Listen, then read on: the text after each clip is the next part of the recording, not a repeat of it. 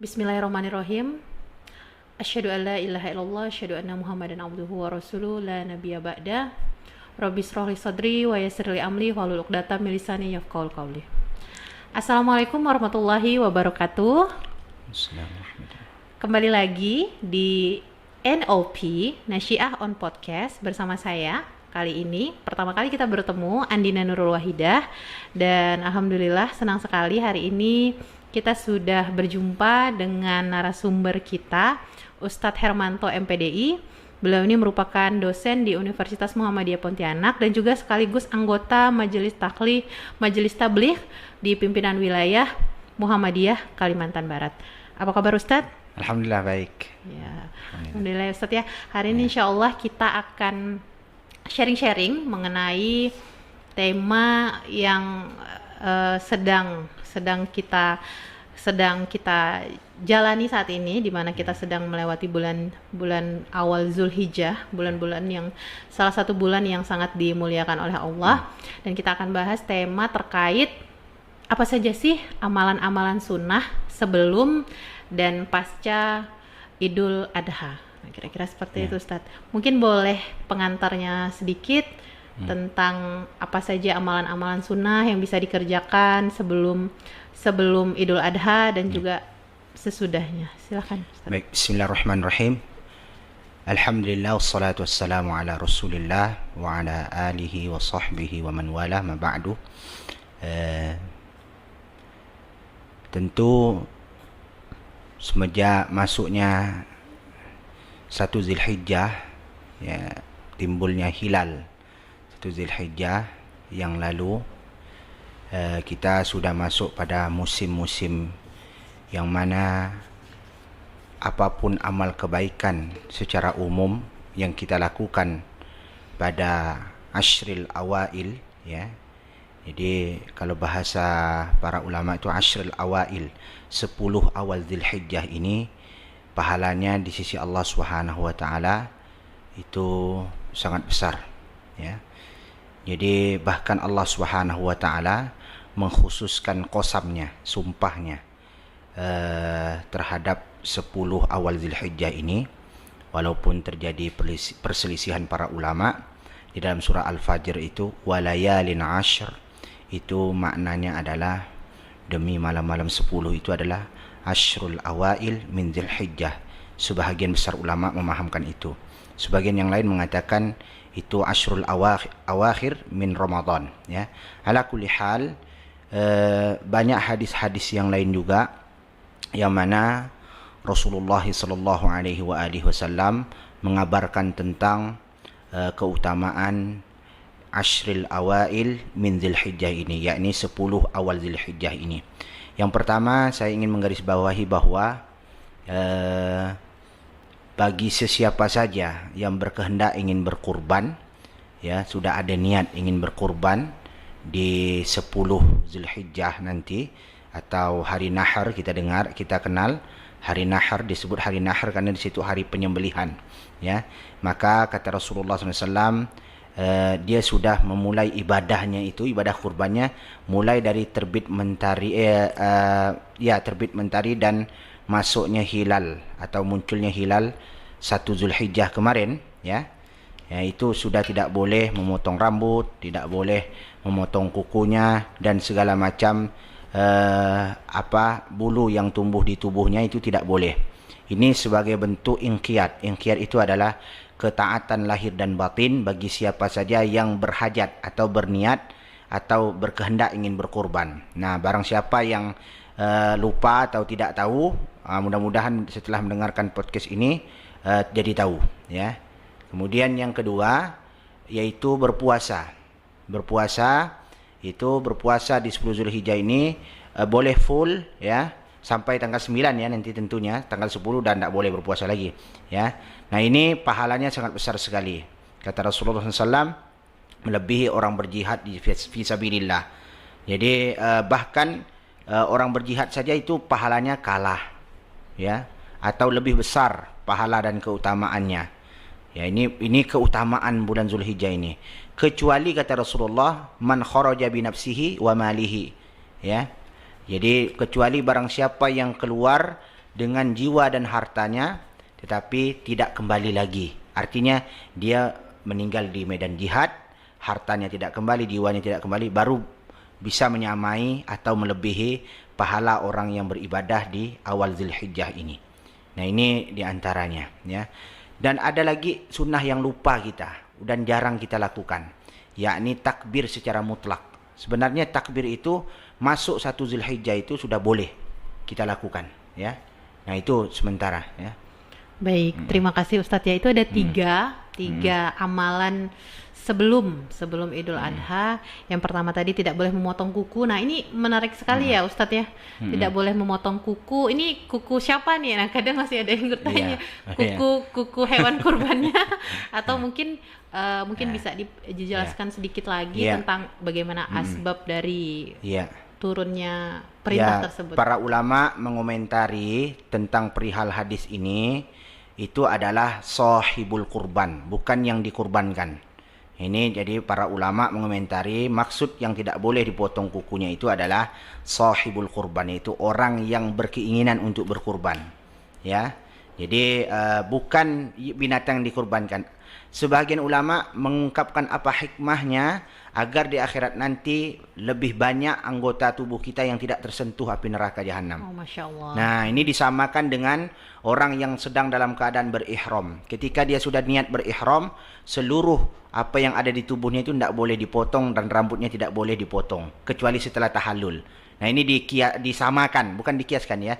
Disamakan, ada kesamaan, kemiripan dengan orang yang tidak berhaji tapi dia berkurban dengan orang yang berhaji dan dia dalam keadaan ihram. Tidak boleh memotong kuku, tidak boleh memotong rambutnya. Jadi jelas para ulama berkomentar yang tidak boleh dipotong kukunya itu bukan binatang kurbannya, ya, karena tidak ada juga faedahnya, ya kan? Seperti itu. Yang tidak boleh dipotong kuku itu adalah sahibul kurban, yaitu orang yang berkurban. Oke, jadi itu ya Yunda-Yunda sekalian dan para penonton podcast Onasyiah. Jadi yang tidak boleh dipotong kukunya itu adalah yang berkurban. Tapi kalau terlupa mungkin bagaimana? Kalau terlupa atau tidak tahu?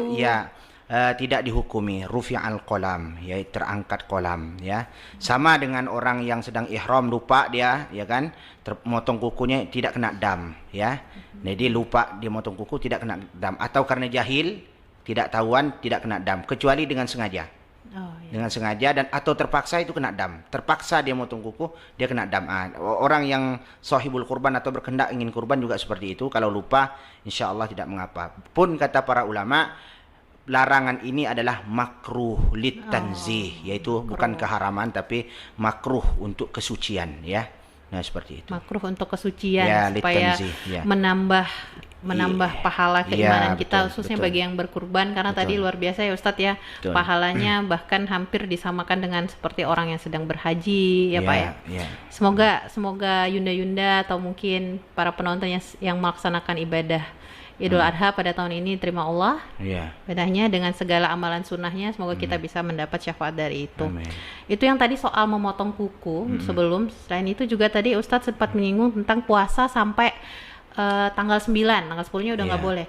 Apakah memang full tanggal 1 sampai tanggal 9 atau mungkin ada hari-hari yang lebih utama? Dan yang paling penting adalah Ustadz, ini karena saya juga perempuan ya, dan Nasyiah juga ini kan organisasi perempuan, tentunya kita perempuan ini kan punya sesuatu yang spesial yang menjadi halangan kita tidak bisa berpuasa full, atau mungkin pada hari itu ternyata kita tidak dapat berpuasa karena halangan itu. Kira-kira ada nggak amalan yang bisa mengganti atau mungkin seperti apa? Baik. Terkait puasa itu memang kalau ingin full silahkan, itu lebih utama dari tanggal 1 sampai tanggal 9. Sekurang-kurangnya di yaum Arafahnya itu, tanggal 9 Zulhijjah itu sekurang-kurangnya itu. Jadi boleh diseling-selingi, ya. Boleh lebih utama full, ya.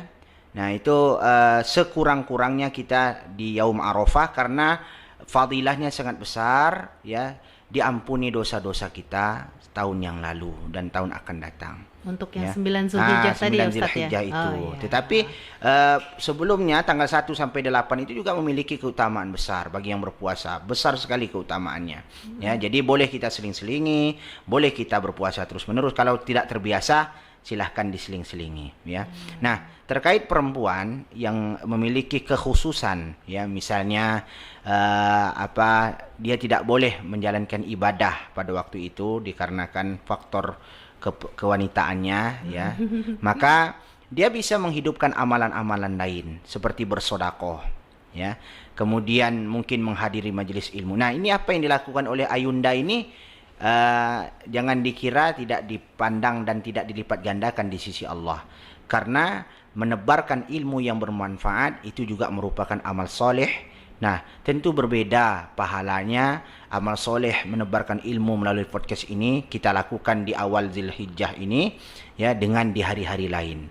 Karena pada umumnya seluruh amalan soleh, ya, di awal Zulhijjah ini itu memiliki keutamaan yang besar di sisi Allah Subhanahu wa taala, ya. Amin amin ya rabbal alamin. Jadi banyak sekali ya Ustaz yang bisa dilakukan, bisa bersedekah, bisa juga dengan mengikuti majelis ilmu, dan termasuk di podcast ini ya Yunda. Jadi banyak sekali masih amalan-amalan yang bisa menjadi pengganti kalau kita berhalangan dengan puasa tadi. Semoga ya Ustadz, semoga dapat nanti tanggal 9 Zulhijjah karena menghapus dosa 1 tahun.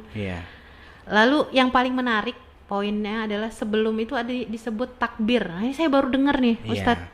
Apa takbirnya itu kan, takbir ini kan ada takbir mutlak, ada takbir muqayyad, ya. Oh, ya. Takbir mutlak itu takbir yang secara mutlak kita lakukan tanpa diikat dengan faktor-faktor waktu dan perbuatan tertentu, ya. Adapun takbir muqayyad itu takbir yang terikat dengan amalan-amalan tertentu, ya. Nah, dari 1 Zulhijjah sampai 9 Zulhijjah ini sebenarnya ada takbir mutlak yang sunnah kita lakukan. Boleh kita sambil berjalan, sambil di perjalanan, sambil di rumah kita sudah bertakbir. Sudah bertakbir. Ini termasuk di antara sunnah yang mansiyah, ya. Sunnah yang terlupakan, ya. Jadi seperti itu. Jadi walaupun tidak mesti kita berjamaah gitu, ya, kita sambil bermotor boleh kita sudah bertakbir di awal 1 Zulhijjah ini mengagungkan, ya. Nah, nanti takbir muqayyadnya itu apa? 10 Zulhijjah. Nah, itu masuk ya 10 Zulhijjah itu dah takbir muqayyad sampai ayyamut tasyrik, ya kan? Jadi 10 Zulhijjah itu disebut dengan Yaumun Nahar, ya, atau Idul Adhanya.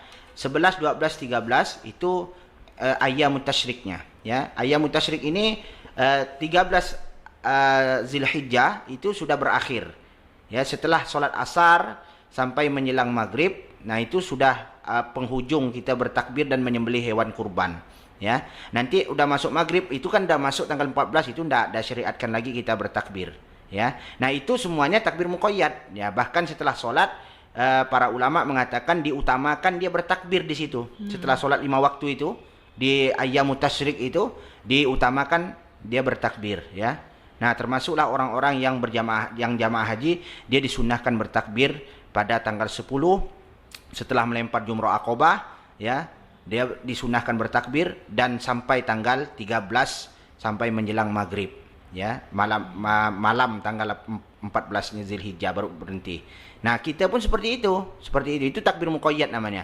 Nah, takbir mutlak itu masuk tanggal 1 Zulhijjah sampai 9 Zulhijjah kita disunahkan bertakbir tanpa diikat dengan amalan tertentu dan tempat-tempat tertentu, ya. Nah, itu takbir mutlak namanya. Itu kita sudah disunahkan, ya. Nah, cuma ini agak asing gitu, ya. Iya, agak asing. Nah, nanti masyarakat bilang, oh, belum kok masuk ini katanya gitu, ya. Nah, seperti itu. Maka pemahaman seperti ini harus kita sebarkan. Ya, tidak boleh ada sunnah yang terlupakan. Oh ya, salah satu sunnah yang terlupakan, dan hari ini diingatkan oleh Ustadz, ya. Alhamdulillah, takbir mutlak yang tidak terikat dengan waktu atau tempat-tempat tertentu. Nah, kalau bertakbirnya ini Ustadz, apakah dalam hati? Atau mungkin seperti apa? Takbir itu sebenarnya khusus bagi laki-laki itu disunnahkan untuk diangkat suaranya, di minimal didengarkan oleh dirinya sendiri, ya. Jadi kalau perempuan ya tentu dijagalah adab-adab keperempuanannya, tentu tidak boleh sampai bersuara yang apalagi mengganggu orang banyak gitu ya. Cukup didengarkan sendiri dah cukup ya, kita menghidupkannya. Oke, yang penting intinya adalah menghidupkan. Ya, sunnah. Menghidupkan takbir itu supaya sunah-sunah sebelum Idul Adha kita semakin maksimal ya Ustadz ya. Mungkin itu kalau yang sebelum. Ya. Sekarang kita mungkin masuk ke hari Idul Adha-nya Ustadz, hari berkurbannya. Ada beberapa pertanyaan juga yang seringkali terdengar ya di masyarakat kita, khususnya ketika penyembelihan hewan kurban. Apakah mungkin bukan yang lebih baik, mana yang lebih utama? Apakah penyembelihan itu atas nama individu atau hanya cukup kepala keluarga saja? Misalnya tahun ini atas nama suami, tahun depan istrinya, tahun depannya lagi anaknya, atau kalau kepala keluarga saja sudah cukup mewakili keluarganya. Gimana tuh Ustaz? Pertama tentang kurban dulu. Kurban ini adalah amalan yang paling dicintai oleh Allah di hari tanggal 10 dan 11, 12, 13 itu. Tidak ada amalan pada waktu itu lebih dicintai oleh Allah SWT.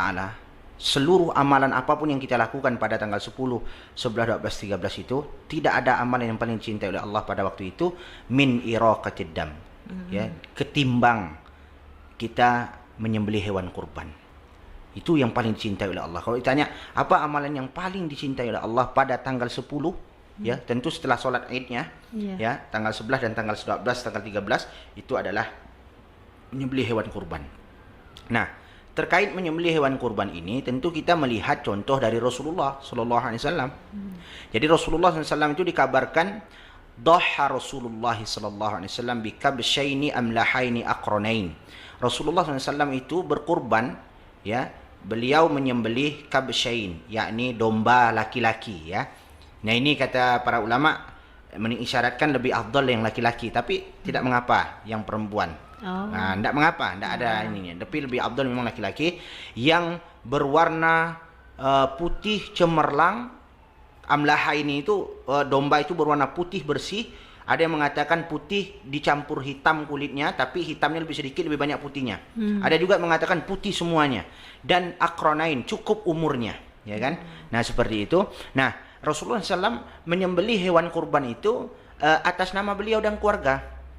Atas nama beliau dan keluarga. Jadi kurban itu untuk 1 ekor kambing ya, cukup untuk 1 dan keluarga. Jadi kepala keluarga tidak masalah. Tidak masalah. Besoknya kepala keluarga tidak masalah.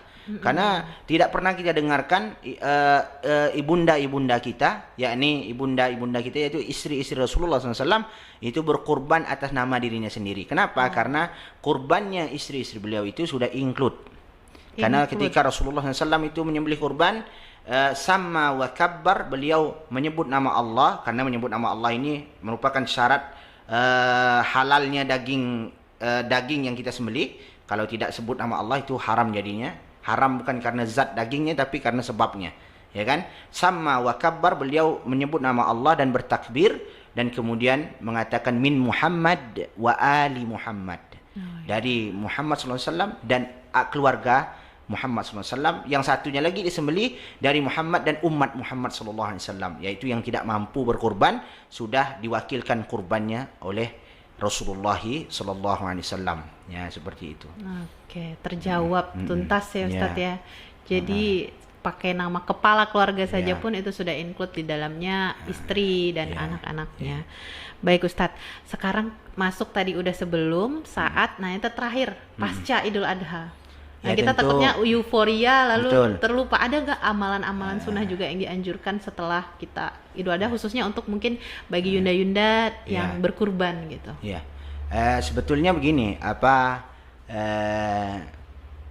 biasanya setelah musim-musim ibadah itu amalan yang dipinta atau dituntut itu adalah komitmen. Ya kan? Jadi setelah kita puasa misalnya, ya kan? Komitmen puasa kita itu apa? Ya kan? Nah, setelah kita kurban, komitmen kurban kita itu apa, gitu kan? Jadi artinya kita tinggal menjaga, ya. Kalau bahasanya itu tinggal istiqomah dengan ibadah-ibadah yang telah kita lakukan, ya, dalam pengertian kalau itu ibadah berupa ibadah batin, ya kan, dalam pengertian kita berkorban dengan ikhlas, maka sanggup tak kita setelah itu berkorban lagi, walaupun dalam bukan bentuk menyembelih hewan kurban, tapi berkorban untuk agama kita dengan ikhlas, ya kan. Jadi kalau amal-amalan khususnya ya tidak ada, ya. Tinggal kita silaturahim saja nanti, ya kan. Setelah Idul Adha itu kan biasanya, ya, kebiasaan kita itu adalah saling kunjung mengunjungi, gitu kan. Saling istihlal. Istihlal itu kalau bahasa kita di Indonesia ini halal bihalal, ya. Kalau bahasa Arabnya itu lebih tepat istihlal. Saling minta halalkan kesalahan kita dengan orang lain dan sebagainya, ya. Saling silaturahim, ya. Nah, seperti itu. Komitmen kita sebenarnya. Karena hakikat kurban itu adalah secara bahasa ma yutaqarrabu bihi ilallah. Apa saja yang kita lakukan, yang kita kurbankan, yang kita niatkan, dengan pengorbanan itu kita mendekatkan diri kepada Allah Subhanahu wa taala. Arti kurban itu artinya dekat, ya, dekat. Makanya orang yang memiliki pertalian darah dengan kita itu disebut kerabat. Ya kan, nah, karena dekat gitu kan. Nah, kita di Pontianak ini untuk menunjukkan kedekatan dengan teman, sahabat qorib, ya kan, sahabat dekat itu kan. Jadi kurban itu apa saja yang kita kurbankan dalam hidup ini, baik berupa diri, harta, ya, baik harta itu berupa uang dan sebagainya, yang kita niatkan untuk mendekatkan diri kepada Allah Subhanahu wa taala, ya. Nah, seperti itu. Ya, kurban pada intinya adalah mendekatkan diri kita kepada Allah. Ini tidak terasa nih Ustadz, sudah cukup ini pertemuan kita pada podcast hari ini. Ini luar biasa banyak, walaupun di waktu yang singkat mendapat banyak sekali ilmu. Semoga ini menjadi ilmu yang bermanfaat, yang nantinya menjadi amal jariah tentunya bagi Ustadz dan juga bagi yang yunda-yunda yang menyaksikan, yang mengamalkannya. Amin ya robbal alamin. Sekali lagi saya mengucapkan jazakumullah khairan kasiran kepada Ustadz Hermanto. Jangan jera untuk tampil lagi kembali di Nasyah On Podcast, dan juga terima kasih kepada yunda-yunda sekalian yang sudah setia menyaksikan NOP Nasyah On Podcast ini, yang alhamdulillah yang ke-9 seri spesial di Hari Raya Idul Adha. Semoga kita semua menjadi umat yang semakin mendekatkan diri kepada Allah, segala amalan kita diterima, segala keikhlasan kita kelak menjadi pemberat amal kebaikan kita di yaumul akhir. Amin ya robbal alamin. Dan jangan lupa para yunda untuk terus ikuti kami. Jangan lupa subscribe, like, and comment, dan share video ini. Kalau bermanfaat silahkan di share sebanyak-banyaknya. Ikuti kami di Facebook Nasyatul Aisyah Pontianak, dan di Instagram di PDNA Kota Pontianak. Sekian ya Ustadz ya. Saya Andina Nurul Wahidah selaku host hari ini pamit undur diri. Albiru manitaqa. Wassalamualaikum warahmatullahi wabarakatuh.